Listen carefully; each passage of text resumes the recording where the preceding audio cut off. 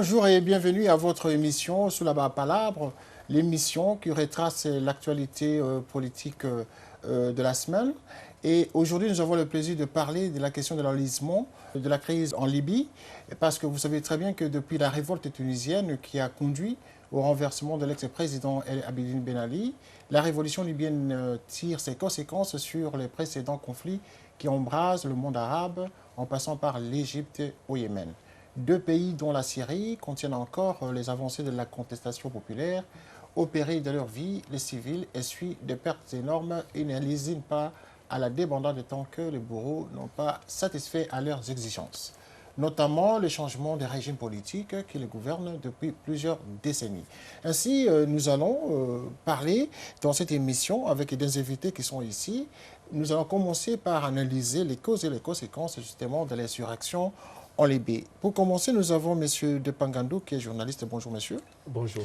Accompagné de M. Mathieu Avoki, vous êtes maître en économie des transports. Bonjour. Merci. Et enfin, de M. Paul Djonga, vous êtes conseiller médical. Bonjour. Bonjour. Monsieur, nous allons justement voir, avant de voir un reportage sur la question de l'enlisement politique en Libye, que vous nous disiez un tout petit peu comment vous percevez cette question de la guerre libyenne aujourd'hui. Quelles sont pour vous les conséquences, justement, les causes d'abord de cette crise libyenne aujourd'hui? Monsieur Avoki, je commence par Monsieur Avoki, qui est à côté de moi. Merci beaucoup, Monsieur Kitoko, de m'avoir accordé la parole. J'aimerais tout simplement faire revenir l'esprit au commencement de la guerre d'Irak, avant que l'Irak ne soit envahi par les forces occidentales. Nous avions eu Monsieur le Président, à l'époque, Nelson Mandela, qui avait signalé en disant « Si jamais il y aura la guerre, ça ne sera pas la guerre pour des raisons, pour des causes nobles, mais ça sera la guerre de pétrole. » Si jamais il y aura les guerres ou en Afrique ou dans le monde? Non, non, si jamais l'Irak était envahi, Oui. si jamais il y aura la guerre en Irak, c'est que ça sera la guerre de pétrole, ça ne sera pas pour des causes nobles. Aujourd'hui, en Libye, je pense aussi que la plus grande cause, la plus grande raison que la Libye soit attaquée aujourd'hui, c'est plutôt, encore une fois, malheureusement, le pétrole. Alors, pour vous, c'est à cause du pétrole, justement, que la Libye est victime de tous ces bombardements, de toutes ces attaques qui viennent de pays beaucoup plus puissants. Évidemment, je peux dire ça. Du point de vue africain, en tout cas, je pense que c'est la raison la plus plausible pour que la Libye soit aujourd'hui attaquée avec une telle acharnement. Alors, M. Depar, votre point de vue sur les causes de cet enlisement, la crise en Libye? Moi, je vais être terre à terre et dire que simplement, c'est une guerre de dollars, pour ne pas dire de pétrodollars. Pourquoi? Parce que dans un passé récent, Kadhafi était mis en quarantaine, notamment à cause de l'attentat de Lockerbie. Et puis, vers la fin des années 2008-2009, il a été réhabilité. Il a été notamment reçu à l'Élysée, en Belgique, notamment par l'Union européenne. Et le même Kadhafi, 2 ans plus tard, est devenu indésirable. Et dans l'entretemps, il ne faut pas oublier qu'en 2008, le président italien, le Premier ministre pour être plus précis, M. Berlusconi, avait signé des accords avec la Libye pour solder la colonisation, 5 milliards, sous forme d'investissement. C'est beaucoup d'argent. Solder la colonisation? Qu'est-ce que vous entendez par solder la colonisation? La Libye est une ancienne colonie oui. italienne. Et donc, il fallait maintenant pérenniser... Voilà, il fallait payer la facture. Et donc, aujourd'hui, je pense qu'on est dans une logique où la Libye, qui est 4e producteur, qui représente en tout cas le 4e rang au niveau des productions du pétrole, a des réserves beaucoup plus étendues que les autres nations. Ça veut dire que l'accessibilité au pétrole libyen posait toujours problème. Kadhafi a su manager tout ça pour jouer notamment avec ces milliards et, en attisant les uns contre les autres. Je pense que le fond du problème pour moi, c'est les dollars. Monsieur Paul Djonga. Merci pour la parole. Et évidemment, comme les deux compatriotes ont dit, c'est le pétrole. Mais quelque chose est évident, il fallait qu'il y ait un changement en Libye, n'est-ce pas? D'abord, commençons là où la guerre a commencé, par où la guerre a commencé. C'est le peuple libyen, n'est-ce pas, qui voulait le changement. Okay? Comme toute la région s'était soulevée contre les anciens régimes. Et le peuple libyen a dit, voilà, nous, c'est le temps de se soulever et puis qu'on ait un changement. Et comme le frère l'a dit, et les grandes puissances sont venues assister, n'est-ce pas? Parce que la Libye a du pétrole. Si la Libye n'avait absolument rien, comme les autres petits pays qui n'ont rien Vous pensez que ces forces ne l'ont pas fait en Tunisie, en Égypte? Non, non, non, ils ont quand même été derrière le peuple de ce pays pour les pousser à la révolte, n'est-ce pas? Exactement, mais ils n'ont pas bombardé comme ils l'ont fait en Libye, vous comprenez? Et écoutez, vous ne pouvez pas aller bombarder un pays parce que vous voulez faire partir un homme. Partir un dictateur. Un dictateur, bien sûr, il doit partir, ça on le sait. Mais les infrastructures, on ne sait pas exactement là où il était, n'est-ce pas? Alors, comme beaucoup l'ont réalisé aujourd'hui, il faut la négociation, il faut beaucoup de négociations. Lorsqu'il y a un régime fort dans un pays, que la liberté des citoyens est limitée, vous ne pensez pas qu'à un certain moment, quand même, il faut utiliser d'autres moyens aussi plus forts mais quand pour changer le système? Oui, oui, ça c'est bien, il faut utiliser les moyens plus forts, mais pas en bombardant. On ne résout pas un conflit ou un problème en bombardant un pays. C'est le même problème qu'on a eu en Irak, n'est-ce pas? Il y a eu beaucoup de bombardements, les infrastructures sont par terre aujourd'hui et tout. Vous comprenez? Kadhafi devrait partir, ça on le sait, ça c'est évident. Mais ce n'était pas ça la solution, à les bombarder. Il y a beaucoup de victimes maintenant, il y a des enfants qui sont morts, et il y a des innocents qui meurent tous les jours. Et concrètement, quelle est pour vous la cause qui explique cette crise-là? La cause principale pour vous? D'abord, il y a 2 points. Et en ce qui concerne le peuple libyen, il fallait un changement, ils veulent le changement. Kadhafi est là depuis à peu près 42 ans, je pense qu'il est là au pouvoir. Et ils ont besoin d'un changement, il y a les gens 42 ans, mais il a servi comme le peuple libyen. Il a servi, bien sûr, mais pas suffisamment. La Libye est riche, la Libye produit beaucoup de pétrole, vous comprenez? Le peuple libyen pouvait vivre mieux qu'aujourd'hui, mieux qu'il vit aujourd'hui. Alors le deuxième point, c'est quoi? C'est le changement, n'est-ce pas? Et il fallait un changement, bien sûr. Il fallait que Kadhafi parte, ok? Et puis il fallait faire avancer aussi l'économie du pays, n'est-ce pas? Vous comprenez? Alors, mais les bombardements, je ne pense pas que c'est ça la solution. Hein. Alors, ce n'est pas ça la solution. Donc, on va revenir à cette idée de bombardement. Mais, M. Depa, vous Moi, je voulais réagir par rapport au fait que Kadhafi est dictateur, qu'il devrait partir, d'accord. Mais lorsqu'on regarde... Il utilise un régime fort plutôt. Voilà. Hein, même régime fort. Lorsqu'on regarde un peu plus près de nous, ici en Europe, en Biélorussie, M. Loukachenko, réélu plusieurs fois, estampillé dictateur par l'Occident, les pays occidentaux en tout cas. Et pourquoi ne pas faire la même chose? Parce que là, il y a une dictature aussi. Appliquons la même formule. Appliquons la même formule. Ben oui, donc allons bombarder. Voilà, parce que le peuple, on ne peut pas prétendre vouloir instaurer une démocratie en tuant des gens. Parce que là, on dit que Kadhafi a commencé à tirer sur sa population. D'accord. Mais l'OTAN bombarde. Oui, et en bombardant, il y a les victimes. On ne peut pas prétendre vouloir sauver des gens en tuant d'autres. Voilà, donc parce qu'on condamne les bombardements, on va voir le point de vue justement du président Jacob Zuma, hein, qui explique justement lors du sommet de l'Union africaine à Malabo, la prise de position en tout cas à cette question. Il fallait être à la cérémonie de clôture de ce 17e sommet de l'Union africaine à Malabo pour savoir véritablement ce que pense l'Union africaine sur la crise libyenne. Des déclarations fortes qui n'ont rien à voir avec le communiqué final rendu public qui lui est resté très diplomatique. Nous ne favorisons pas la solution militaire et nous avons dit que nous ne soutenons pas l'intervention militaire extérieure. Voilà notre position. Nous pensons que notre compréhension de la résolution 1973 du Conseil de sécurité des Nations Unies est différente. Cette résolution n'a pas dit qu'il fallait bombarder la Libye. La résolution parlait de la protection de l'espace aérien. Voilà ce que nous avions compris. Le sommet des chefs d'État a réaffirmé qu'il n'y a pas de solution militaire à la crise libyenne. Il faut nécessairement aller vers une solution politique. Et le sommet a approuvé les propositions faites par le comité ad hoc dans ce sens. Propositions qui prévoient un cessez-le-feu, qui prévoient également la mise en place d'un dialogue avec la possibilité d'aboutir à une transition politique dont les attributions, dont les organes de transition et dont la durée vont être déterminés par le dialogue. Et enfin, la conférence a décidé que les États africains ne mettraient pas en œuvre le mandat d'arrêt international décidé par la Cour pénale internationale contre Kadhafi et a même demandé le retrait pur et simple de cette inculpation. Malabo n'a finalement pas été une conférence comme les autres. On a ressenti une détermination impressionnante des dirigeants de l'Union africaine, notamment le président en exercice Teodoro Obiang Nguema. Quant au président de la Commission de l'Union africaine, Jean Ping, il a clairement fait le procès de la Cour pénale internationale. Permettez-moi de vous dire que je me suis rendu aux États-Unis.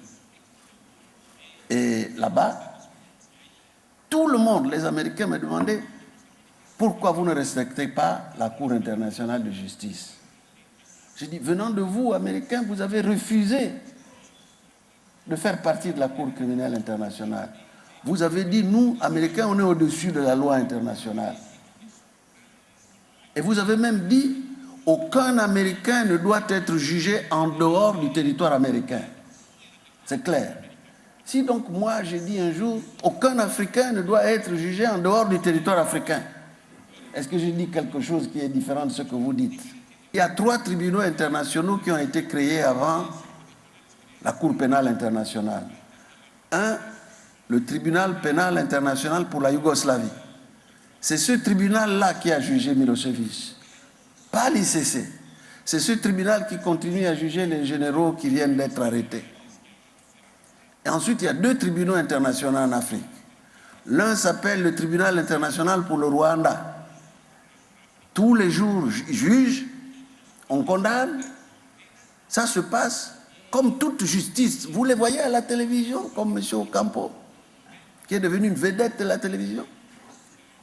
Vous voyez les juges de la Cour internationale de La Haye, qui tous les jours, depuis plus de 50 ans, jugent. Vous les voyez à la télévision en train de parader.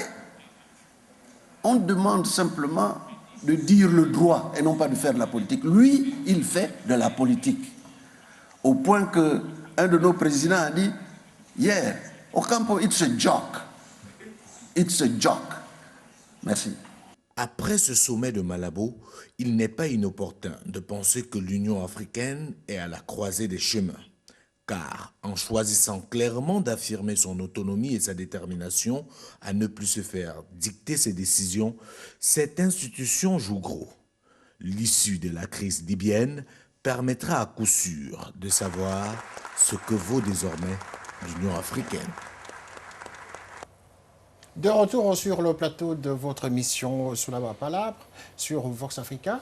Merci en tout cas pour ceux qui viennent de nous rejoindre à cet instant. Nous sommes en train justement de discuter sur la question justement de l'insurrection libyenne actuellement. Et nous avons nos invités ici qui sont intervenus justement sur cette question. Mais ici, nous venons de noter 2 éléments très importants. Il s'agit de l'intervention du président Zuma et de Jean Ping. L'un qui condamne les bombardements, qui pense qu'il y a un dérapage de la part de l'OTAN, et l'autre qui condamne justement l'attitude ou le comportement justement de la Cour pénale internationale dans le continent africain. Quelle est justement votre réaction avant de prendre notre intervenant qui nous suit à partir de Paris et qui va justement répondre aussi à cette question? Mais je prends d'abord ceux qui sont sur le plateau ici. Monsieur Paul Djunga, quel est justement au regard de cette question de la Cour pénale internationale et de l'attitude, de la réaction de M. Zuma, quel est votre sentiment à ces 2 réactions? Ok, on commence avec M. Zuma, évidemment, comme je le disais plus tôt là, que la solution, ce n'est pas un bombardement, la solution, ce n'est pas militaire. Il faut des négociations, n'est-ce pas? On en a vu plusieurs fois. Dans beaucoup de pays là où il y a eu des interventions militaires, il y a eu beaucoup de dégâts après ça. D'abord, il y a un point. Les rebelles là, qui les arme tout le jour? Avant que la communauté internationale y aille. Qui est le leader des rebelles, par exemple? Ça, c'est un problème sérieux. Et après cette guerre-là, ils auront un Conseil national de transition. Exactement, mais ça, c'est... Qui est reconnu. Hein. C'est à peine qu'ils ont monté ces conseils, n'est-ce pas? Mais on ne savait pas qui était le leader, n'est-ce pas, de ces rebelles-là. Alors, après cette guerre-là, ces gens auront des armes. Ils auront des armes. Vous allez voir ce qui va arriver. Ça, je vous le dis. ils auront des armes dans leur maison, ils ne vont pas retourner toutes ces armes. Et il y aura aussi un problème sérieux qui va arriver après ça. Deuxièmement, la Cour pénale internationale, moi je pense que c'est bien, ça doit être là, comme garde-fou, n'est-ce pas? Mais l'attitude est un tout petit peu, je dirais, injuste envers les Africains. Vous comprenez? Ça, c'est mon point de vue. Et je n'ai pas vu beaucoup de gens comme Tony Blair, ils sont jamais.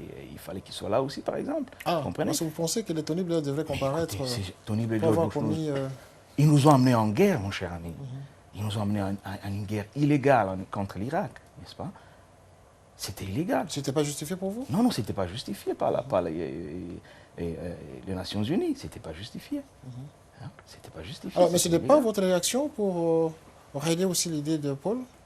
D'abord, M. Zuma faisait allusion à la résolution de l'ONU. Il faut aussi expliquer dans quel contexte on est parvenu à voter cette résolution. C'est en menaçant la Chine via l'Arabie Saoudite interposée d'un tarissement de ravitaillement en pétrole qu'on est parvenu à cela. Donc déjà, le contexte du départ n'est pas un contexte démocratique. Maintenant, pour revenir à la résolution, vous savez, les résolutions, on en vote un peu partout. Hein. L'ONU, en l'occurrence, a voté énormément des résolutions, notamment en ce qui concerne le Moyen-Orient. Il y a un pays qui n'a jamais appliqué les résolutions de l'ONU. Alors, monsieur...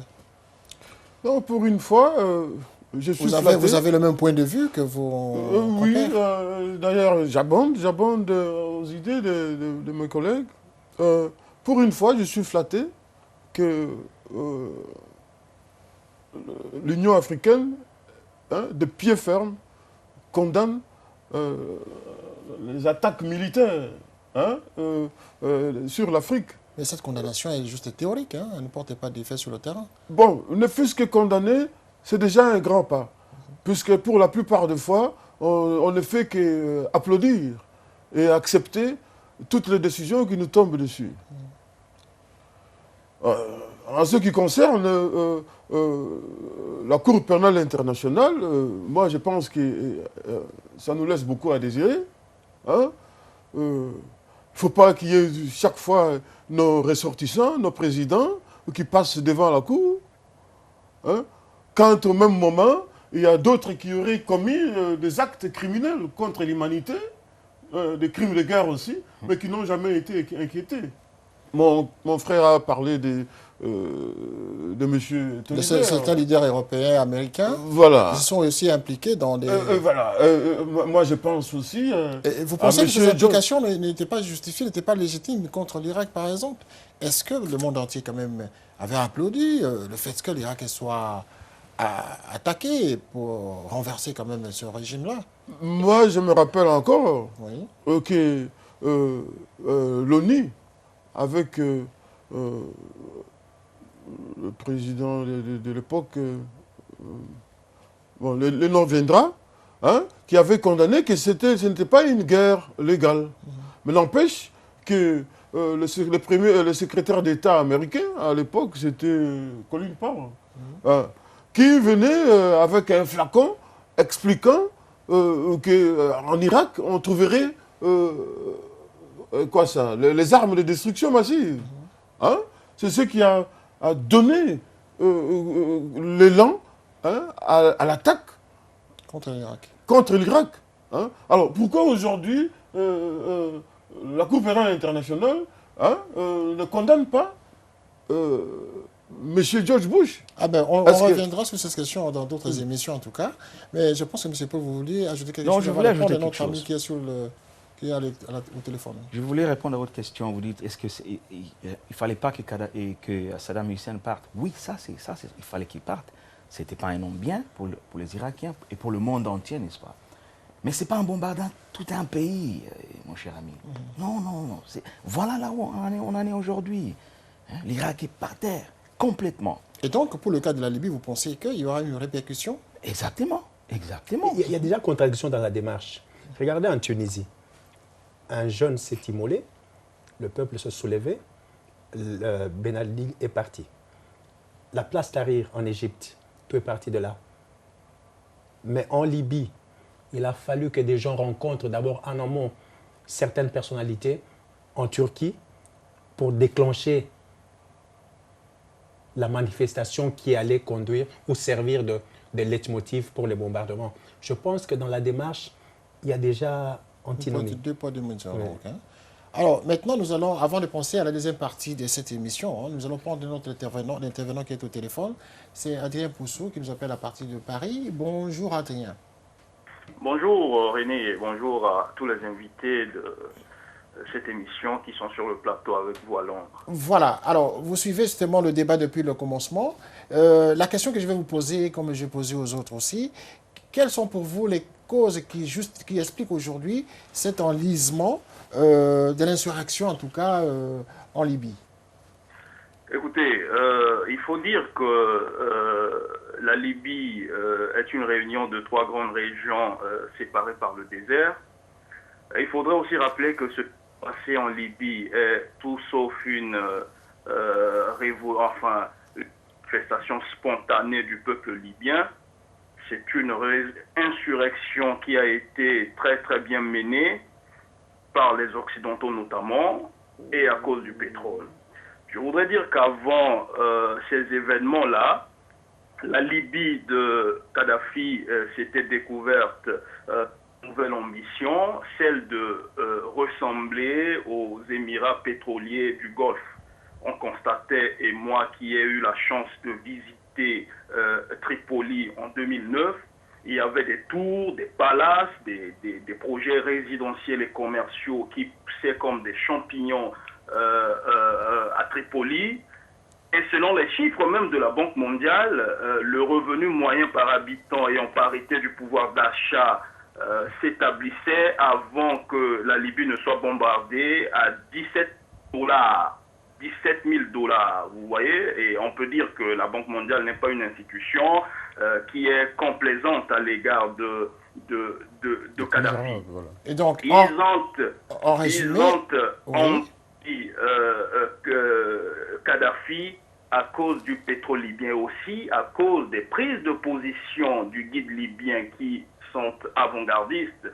J'étais à Dakar en décembre 2010 à l'occasion, pendant le Festival mondial des arts nègres, et Kadhafi qui avait tenu un discours qui était jusque-là à l'opposé de tout ce qui était sur le continent, en appelant ses frères africains, notamment ses frères chefs d'État, à constituer une armée panafricaine pour pouvoir défendre l'Afrique. Kadhafi disait-il, mes frères, nous sommes exposés, et si nous ne réunissons pas nos forces, demain, nos armées respectives ne seront d'aucun poids devant l'armée de l'OTAN, devant l'armée des Américains. Voilà. Et malheureusement, Kadhafi a eu raison. Son pays est en train d'être envahi par des forces extérieures au continent africain. D'accord, Adrien. Je vais vous demander justement de mettre un point là-dessus parce que ceci va nous permettre justement d'aller à la deuxième partie de l'émission sur les conséquences. Restez avec nous en ligne en tout cas parce que vous allez suivre également l'analyse de nos amis qui sont sur place en regardant d'abord cet élément sur les conséquences justement de l'insurrection en Libye. Un gros sourire, des accolades, ce Congolais est très heureux de regagner son pays. Il a échappé belle à la mort en Libye où il vivait depuis des années. On a passé 10 jours dans nos maisons où on ne sortait même pas dehors. Ça sifflait de partout, donc il y avait des balles partout, on entendait ça là, des coups de canon, des armes lourdes, surtout la nuit, mais c'était terrible.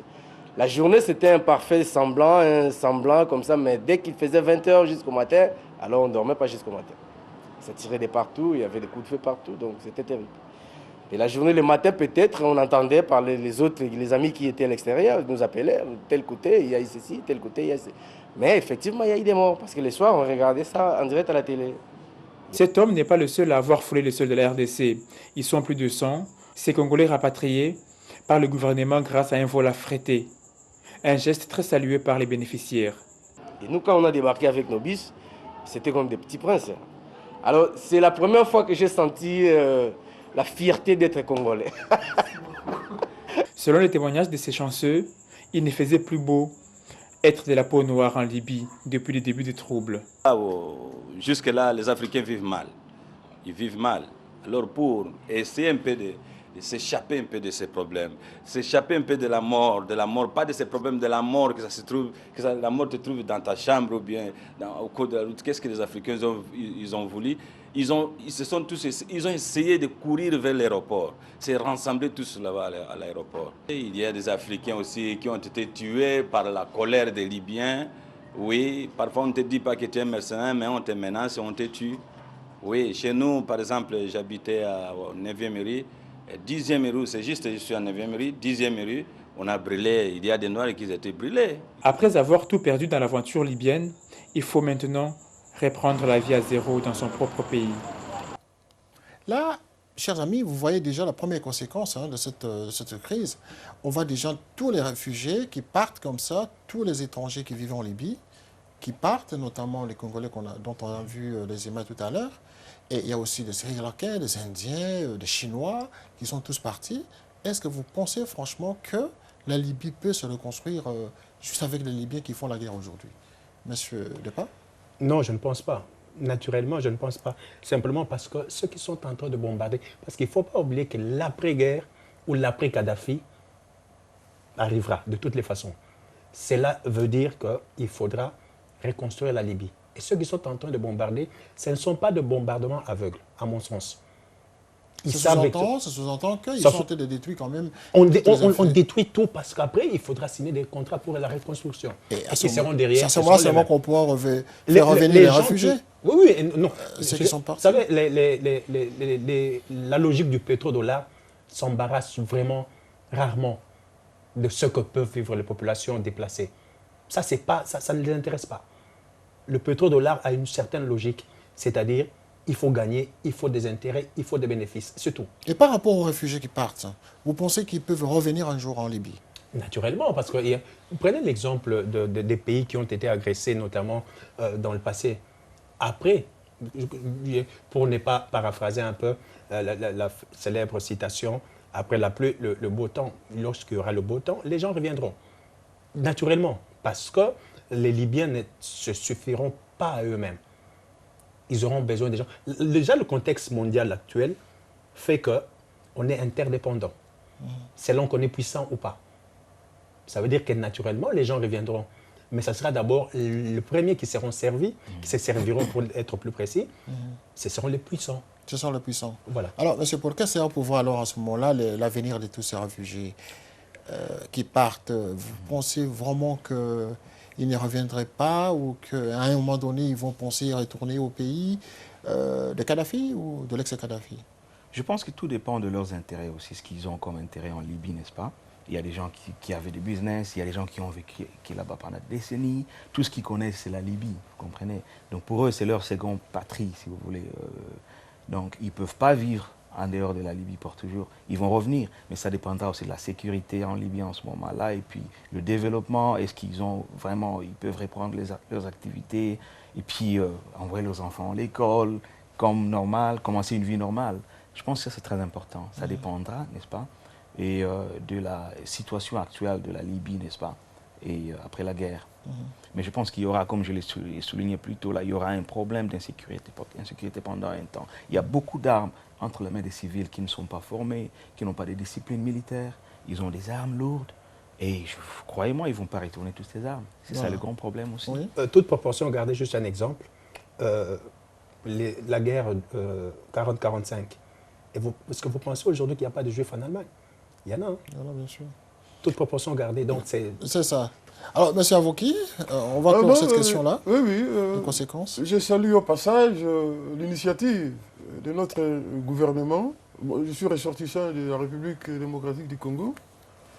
L'initiative de notre gouvernement d'avoir rapatrié par cargo un charter de ressortissants à partir de la Libye. Bon, Ah oui, mais est-ce que ce retour va aider un jour vos compatriotes à revenir vers la Libye un jour?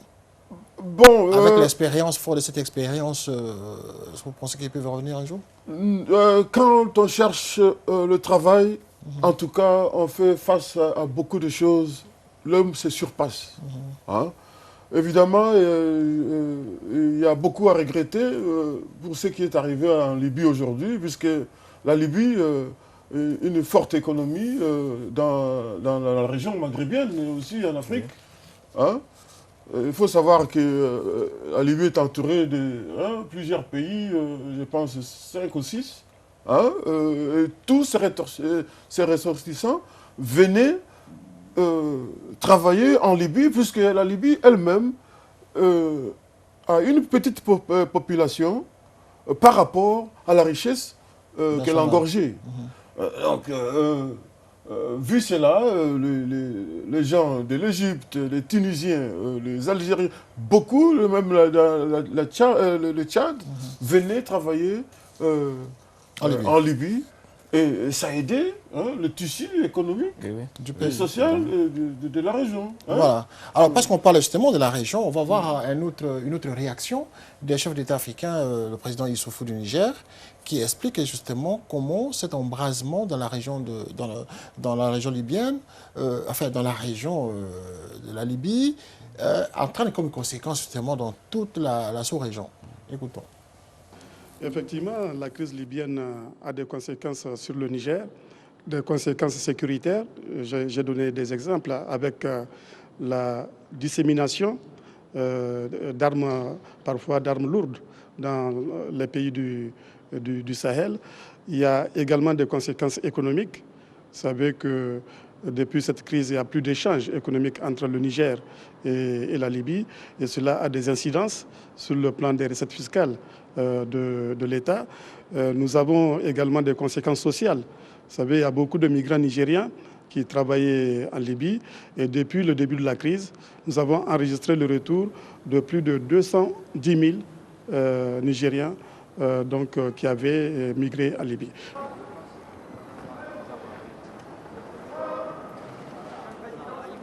Monsieur Paul Djounga, vous avez suivi le président Issoufou qui explique comment, économiquement, justement, il y a des conséquences graves dans cette région. Quel est votre point de vue? Exactement, comme le président venait de le souligner, là, il y a des conséquences. Il y a beaucoup de pays qui sentent vraiment les difficultés, n'est-ce pas, économiques et de ce qui se passe, causées par ce qui se passe en Libye aujourd'hui. Parce que leur économie, par exemple, dépendaient les uns des autres, dans toute la région. Et comme le président l'a souligné tout de suite là, et ils sont tous affectés par cela. Et c'est ça le grand problème. Monsieur Depin? Oui, je voudrais faire remarquer ici que même au niveau de l'Union africaine, parce que Kadhafi, c'est pas moins d'une trentaine de milliards de dollars par an en recettes pétrolières. Ça veut dire qu'à travers cette manne, Kadhafi a su s'imposer dans les pays limitrophes, en tout cas, qui entourent la Libye, au niveau social, au niveau économique, mais aussi au niveau de l'Union africaine, parce que Kadhafi a été de ceux qui ont poussé pour la création de l'Union africaine. Et la Libye est parmi les pays les plus influents et les pourvoyeurs de l'Union africaine. Donc je pense qu'économiquement, en coupant les pieds de la Libye, toute la région va vaciller. Va perdre donc énormément parce que les économies sont imbriquées. Elles sont imbriquées par rapport à la Libye donc. Exactement. Ok. Monsieur Fouki. J'abonde la même idée que mes deux confrères. L'économie de la Libye était économie pilote, l'économie économisant. Donc, si le pilier qui est la Libye aujourd'hui parvient à tomber, ça va entraîner avec elle beaucoup de pays limitrophes dans la même crise. Voilà, c'est ce qui nous amène justement à parler de l'implication de l'ONU, de l'OTAN, des États-Unis dans ce conflit, en tout cas en Libye. Et nous avons justement plusieurs conséquences dans cette implication. Et nous regardons d'abord le premier élément annonciateur. Today, I authorize the Armed Forces of the United States to begin a limited military action in Libya. Cette coalition s'est réunie à Paris pour tenter d'envoyer un message d'unité entre nos pairs arabes et européens. Cette opération militaire n'est pas le résultat cherché par les États-Unis ou nos autres partenaires.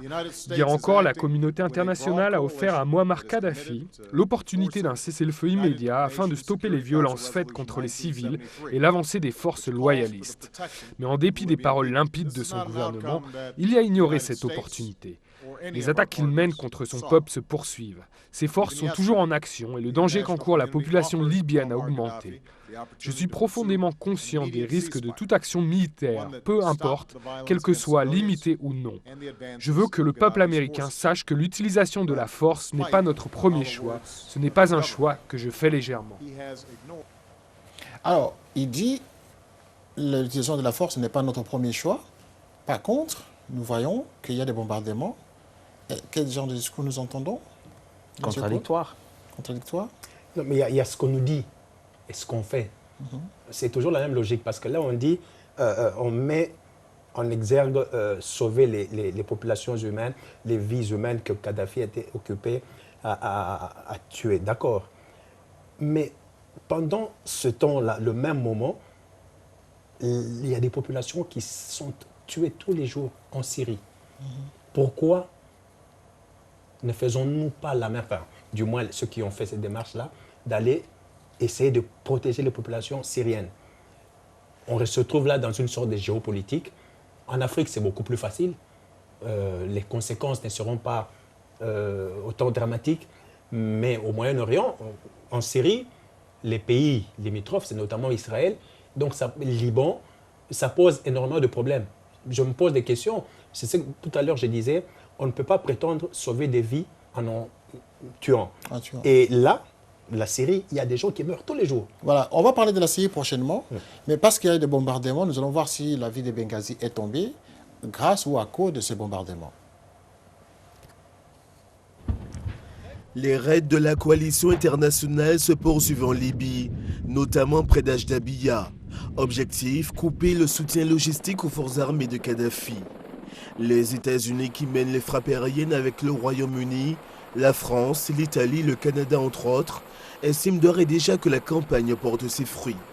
Mais les pro-Kadhafi n'ont pas dit leur dernier mot. Une nouvelle offensive des forces libyennes a fait au moins 11 morts à Misrata. Et malgré la satisfaction du trio France, Grande-Bretagne, États-Unis, 2 jours après son lancement, l'opération Hope de l'Odyssée ne fait plus l'unanimité parmi la communauté internationale. La coalition s'est pourtant largement mobilisée pour protéger les civils libyens des assauts menés par les troupes pro-Kadhafi. Les premières fissures viennent de la Ligue arabe, qui prévoit une réunion extraordinaire dans les jours à venir. Hier, le secrétaire général de l'organisation avait critiqué les frappes aériennes. Aujourd'hui, en présence du secrétaire général de l'ONU Ban Ki-moon, Amir Moussa a éclairci sa position. Nous respectons la résolution de l'ONU. Il n'y a pas d'opposition de notre part, d'autant plus qu'il est indiqué qu'il n'y aura pas d'invasion de la Libye, mais que l'action de la coalition internationale protégerait les civils des attaques, notamment à Benghazi. Le soutien de la Ligue arabe a été primordial pour mettre en place cette résolution, établissant une zone d'exclusion aérienne au-dessus de la Libye. L'appui des nations arabes est crucial face à un régime dont la propagande assure que l'intervention internationale est une agression occidentale. Ban Ki-moon a donc réussi à afficher une image d'unité au Caire, même si sa visite n'a pas été appréciée par des partisans pro-Kadhafi. Et pour mener à bien l'opération Hope de l'Odyssée, en plus du soutien de la Ligue arabe, la coalition a besoin de l'aval de l'Union africaine. Particulièrement discrète sous les combats en Libye, l'UA a créé un comité spécial pour évaluer la situation dans ce pays frère. Ce comité, composé de chefs d'État africains, Mauritanie, Mali, Congo, Afrique du Sud et Ouganda, a appelé hier à Nouakchott à la cessation immédiate de toutes les hostilités. Le comité ad hoc de haut niveau a réaffirmé la conviction de l'Union africaine quant à la nécessité d'une action africaine urgente s'articulant autour des points suivants. Premièrement, la cessation immédiate de toutes les hostilités. D'autres voix mettant en garde contre une escalade du conflit commencent à se faire entendre. L'Inde a demandé l'arrêt des raids aériens. La Russie a appelé la coalition à cesser de recourir à la force non sélective. La Chine regrette les frappes. Des frappes qui font fuir de nombreux Libyens, des immigrés qui continuent d'affluer sur l'île italienne la plus proche de l'Afrique du Nord, Lampedusa. Ce week-end, plus de 1300 immigrés embarqués sur l'île. La guerre en est seulement à son 3e jour et nul ne sait combien de temps elle va encore durer. Merci donc de nous rejoindre sur notre émission, votre émission Sous la Palabre. Et la question qui revient ici, justement, que j'aimerais en tout cas vous poser, c'est de savoir quelle est ici, en regardant ce reportage, la part des responsabilités de la coalition de l'OTAN dans la chute de cette ville de Benghazi. Est-ce que, au départ, la coalition s'y était mêlée? Parce qu'on voit déjà la ville qui tombe comme ça, très facilement. Qu'est-ce qui est derrière tout ça? Oui, mais je pense que nous ne devons pas être naïfs, à mon sens. Généralement, lorsqu'il y a insurrection, c'est quelque chose de bien préparé. Lorsqu'il y a rébellion, ça l'est encore davantage. Et je me pose des questions lorsque je vois les images des jeunes gens qui, pour les uns, médecins, juristes, qui s'engagent dans l'armée et qui vont conquérir une ville. Non, ça n'est pas sérieux. Je vais rappeler ici que la Libye est une sorte de mosaïque de tribus. Ça veut dire que les rebelles de Misrata ne sont pas les mêmes que ceux de Djemel Nefoussa. C'est ça. Ça veut dire que si ceux de Djemel Nefoussa ont conquis des villes, ça veut dire qu'il y a quelque chose qui s'est passé où il y a des gens derrière. Ce n'est pas normal. Ce n'est pas normal que l'on nous dise du jour au lendemain, avec la présentation que l'on faisait de Kadhafi en amont, il est super armé, il a autant de missiles, mais que ces soldats n'arrivent pas à contenir des gens qui s'engagent pour la première fois dans l'armée et qui vont conquérir des villes aussi facilement. Essayons d'être réalistes devant ce genre d'informations, parce que je sais qu'on nous dit ce qu'on veut nous dire. Maintenant, c'est à nous, en tant qu'analystes, de pouvoir lire à travers les lignes, parce que généralement, les médias, moi, je me méfie un peu. Vous me méfiez. Oui. Monsieur Avocat? Moi, je pense tout simplement que entre les deux insurrections, vers la fin de l'insurrection égyptienne et le commencement de l'insurrection en Libye, entre les deux, en tout cas, les pays occidentaux ont su s'infiltrer et en tout cas causer... C'est-à-dire ont influencé la population libyenne à réagir par rapport à ça. Voilà. Puisque c'est tellement organisé, l'insurrection en Libye n'a pas été spontanée. Oui, elle était préparée. Préparés parce qu'ils ont suivi l'exemple des deux autres pays qui sont qui étaient bien organisés. Mais la préparation dont je parle ici, c'est une préparation un peu plus structurée. Ça n'a pas demandé 2-3 jours pour qu'on sache qu'il y a eu un leader.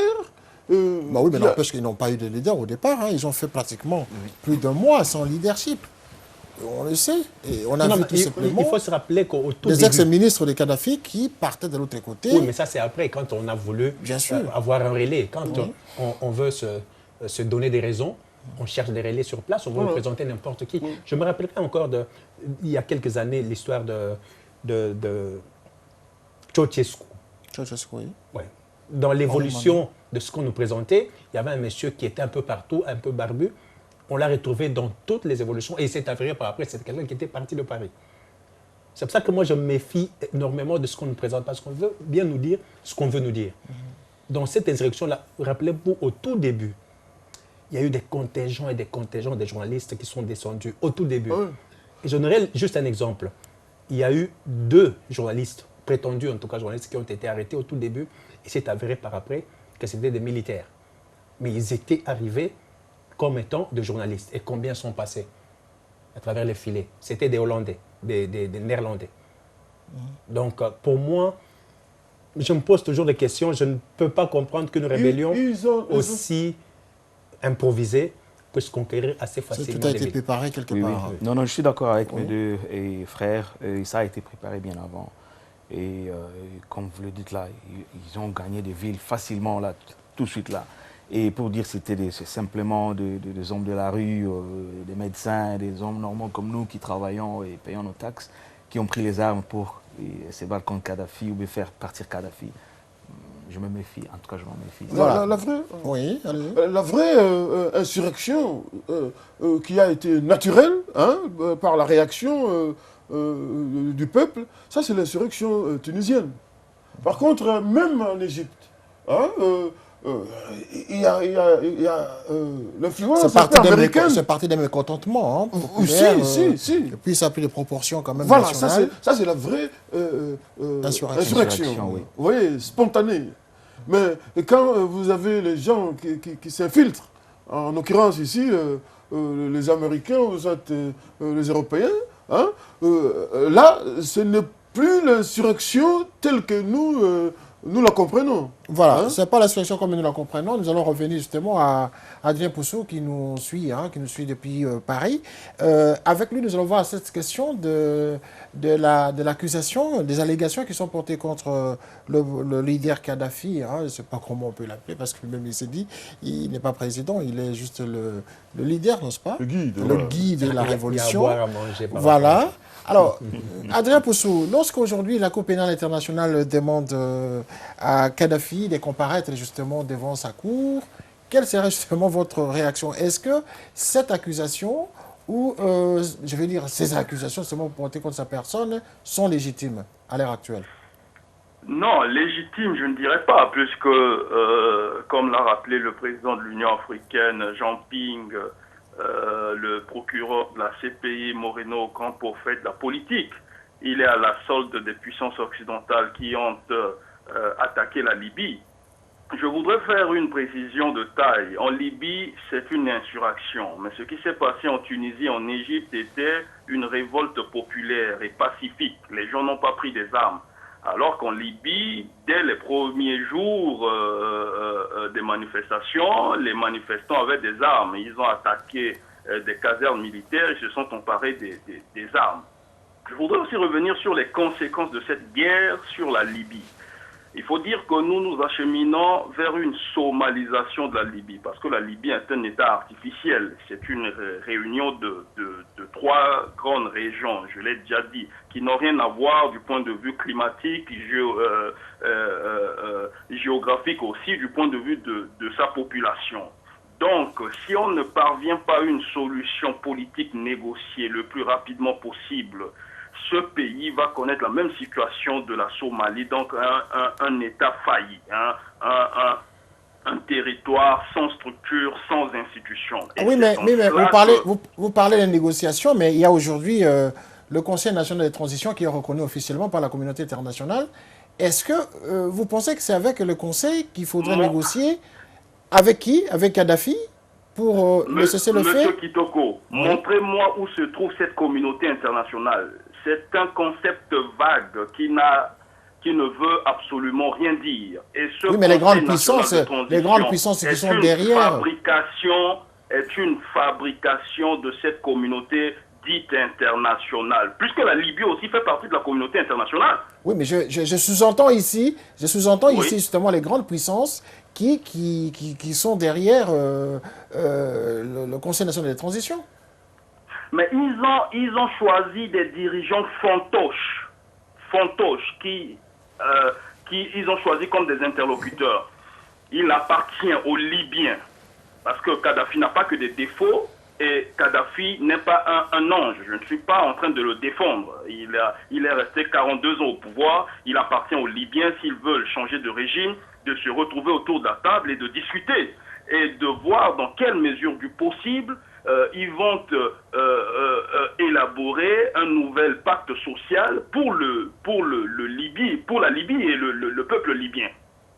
Il n'appartient aucunement à ces puissances étrangères d'attaquer un État africain souverain pour, soi-disant, instaurer la démocratie du bout des canons. On a vu ce que cela a produit en Irak. On a vu ce que cela a produit en Somalie. Et on est en train de voir ce que cela va produire sur la Libye. Voilà. Il appartient aux Africains. Je reviens à la question. L'Union africaine, de taper du poing sur la table et de dire trop, c'est trop. D'accord. Fini. Oui. L'époque de la colonisation, fini cette néocolonisation rampante, cette redistribution des cartes du point de vue africain. Il faut que ça cesse, il faut que les Africains aussi aient leur mot à dire, il faut que l'Afrique puisse s'approprier de son destin. Il n'appartient pas aux étrangers, à des puissances extérieures à l'Afrique, de décider du destin du peuple africain. D'accord, Adrien, qu'est-ce qui explique alors à ce moment-là que le peuple africain ne condamne pas publiquement le peuple africain que vous sous-entendez dans votre intervention? Pourquoi ces peuples africains en général ne se soulèvent pas comme un seul homme, mais justement pour dire non à tout ce qui se passe en Libye? Vous voyez que l'Afrique a des États qui ne sont pas politiquement, économiquement forts. Beaucoup d'États africains dépendent encore des aides extérieures, et notamment de ces grandes puissances-là. Donc, ils sont sous influence. Vous voyez l'ironie du sort. Le président Ouad, par exemple, qui était à Benghazi récemment et qui donnait une leçon de démocratie à la petite semaine à Kadhafi, qui demandait à Kadhafi de s'en aller. Le même Ouad qui était dans des combines avec les Occidentaux a voulu s'éterniser au pouvoir en proposant une modification constitutionnelle aussi absurde qu'inintelligent. D'accord. Voilà. Merci. Le même Ouad a été rattrapé par le peuple sénégalais qui lui a demandé de partir. Aujourd'hui, certains États africains, compte tenu de leur faiblesse, ne peuvent pas se prononcer. Merci Adrien. Merci Adrien en tout cas de votre intervention. Nous tendons à la fin de cette émission. Vous comprenez que nous ne pouvons pas continuer avec cette intervention qui est très très riche quand même. Et nous allons vous répondre dans une autre émission qui sera organisée justement dans le cadre du Sénégal en tout cas avec le président Ouad. Et merci en tout cas de votre intervention pour ce soir. Et on vous remercie en tout cas de rester fidèle au programme de Vox Africa là chez vous à Paris. Alors, je reviens sur ce plateau justement pour conclure l'émission en tout cas, messieurs. Et pour vous poser quand même la question simple. Qu'est-ce qu'on pourrait justement retenir du régime Kadhafi pendant ces 42 ans qu'il est resté au pouvoir en Libye si Kadhafi devait partir demain? Qu'est-ce qu'on pourrait retenir sur le point de vue politique et économique? Quel serait en quelque sorte l'héritage Kadhafi? D'abord, il est très important que tout le monde sache que la démocratie doit arriver partout. En Afrique, aujourd'hui, la démocratie est en train d'arriver, n'est-ce pas? Et Kadhafi a fait 42 ans au pouvoir. Il est temps de partir. Une leçon, quand il est temps de partir, il faut partir. Alors, tout ce que les gens doivent savoir en Afrique est que ce sont eux qui ont le pouvoir en main. Lorsque vous dites « enough is enough », vous faites partir le président. S'il faut le faire par les urnes, vous le faites par les urnes. Mais par les armes, ce n'est pas une bonne solution. Parce qu'il y a beaucoup de gens qui vont mourir, les enfants meurent tous les jours, comme je l'ai dit plus tôt là. Il y a les infrastructures qui sont par terre. Pour reconstruire, ça va prendre beaucoup de temps, beaucoup de temps. Vous comprenez? Alors, il y a deux leçons là. Il faut la démocratie. Lorsqu'il faut partir, il faut partir. Vous comprenez? Il faut redonner le pouvoir au peuple. C'est le peuple qui a le pouvoir. Et la deuxième leçon, c'est que le peuple maintenant se rend compte que maintenant nous avons le pouvoir, maintenant nous pouvons dire oui ou non. On a suffisamment, on a eu suffisamment de choisir nos dirigeants. Exactement, exactement. Le peuple doit choisir ses dirigeants. D'accord. Vous comprenez? Alors, M. Depa, pour conclure l'émission là. Oui, mais je pense que Kadhafi au pouvoir depuis 40 ans, à un moment, le pouvoir use.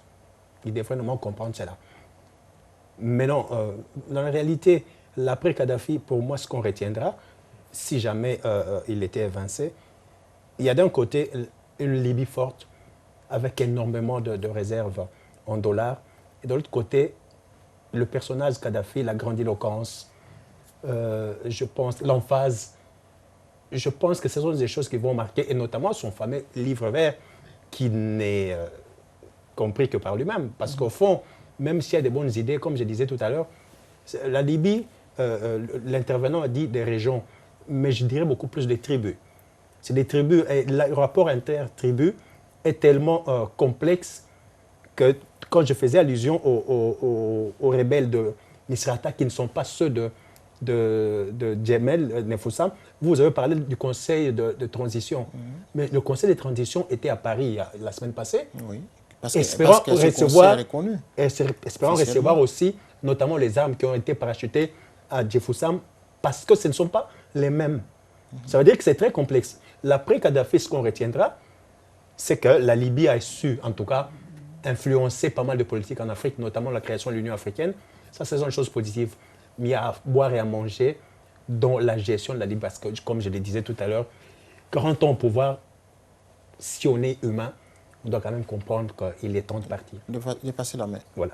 Alors, Monsieur Avouki, pour conclure, moi, qu'est-ce que je dirais? Qu'est-ce qu'on pourrait retenir de Kadhafi si jamais il devait partir demain? Un panafricaniste. Hein? Il n'y a pas que lui qui fut... Évidemment, il a suivi les pas de Senghor, de Kwame Nkrumah, Patrice Lumumba, hein? Nasser, hein? Qui l'accompagnait à la main autrefois. Hein? Kadhafi, qu'est-ce qu'on peut retenir? Un bilan, s'il partait aujourd'hui, hein? Socialement, il a su, et économiquement, il a su élever son pays, hein? Compte tenu de la richesse pétrolière. Il n'empêche qu'il y avait la misère, hein, parce que vous parlez d'élever le pays à un niveau économique élevé, supérieur, mais bon, il y avait eu la misère. Quand même. Évidemment, mais cette misère... C'est ce qu'on lui reproche quand même. Voilà. Avec raison d'ailleurs, hein, mais par rapport aux autres pays, hein, qui ont aussi le même niveau de richesse, vous trouverez que un citoyen libyen, hein, normal, avait une vie beaucoup plus aisée que d'autres pays d'à côté. Hein? De toute ma vie ici en Europe, je n'ai jamais rencontré un Libyen demandeur d'asile. Hein? Je n'ai jamais rencontré des autorités libyennes qui viennent se soigner en Europe. C'est vrai que ça suffisait... Sur place, les équipements médicaux, hein, était suffisant pour qu'un citoyen libyen soit soigné sur place. Sur place en Libye. Hein, par contre, dans d'autres pays africains, les autorités souhaitent... Ne prennent pas soin de cette logique-là. Non. Non. Ils ne suivent pas ça. Hein? Voilà. Alors, pour conclure, il est temps que nos présidents sachent que à un certain moment, les forces cosmiques telles qu'ils pensent lâchent. Donc ces forces parlent, il faut les écouter. Il faut les écouter. Et voilà. Et ne pas modifier chaque fois, ça c'est très important, ne pas modifier chaque fois des constitutions, hein, pour faire élire vos enfants, puisqu'il n'y a pas que vos familles. Il y a aussi des familles des autres citoyens dans ce même pays-là. Merci en tout cas, M. Avouki, pour votre pertinence. Rapidement, on a 30 secondes. Hein. J'ai toujours conclu, il faut quitter le pouvoir avant que le pouvoir ne vous quitte. Merci. M. Depa, 20 secondes. Mais je pense que j'ai tout dit. Juste un mot. Je vais dire, quand on sent que le peuple a besoin de quelque chose, il faut savoir le lui donner. Cela peut contribuer à l'évolution. Alors, moi, je vous ajoute encore 5 secondes chacun, par oui ou non. Est-ce que Kadhafi doit aller à la Cour pénale internationale, doit comparaître à la CPI? Oui ou non? Non, oui ou non? Quelle affabulation. Monsieur? C'est naturellement non. Monsieur? Pas de commentaire là-dessus. Pas de commentaire là-dessus. Merci en tout cas pour votre pertinence, en tout cas ce soir pour cette émission sous la barre palabre. Tout à vous remerciant pour votre participation et votre sérieux dans le débat et vos précisions dans aux réponses posées à travers cette émission. Merci en tout cas d'avoir suivi sous la barre palabre sur Vox Africa, tout en espérant que vous resteriez justement fidèles au programme de Vox Africa. Et à très bientôt pour un autre numéro. Merci.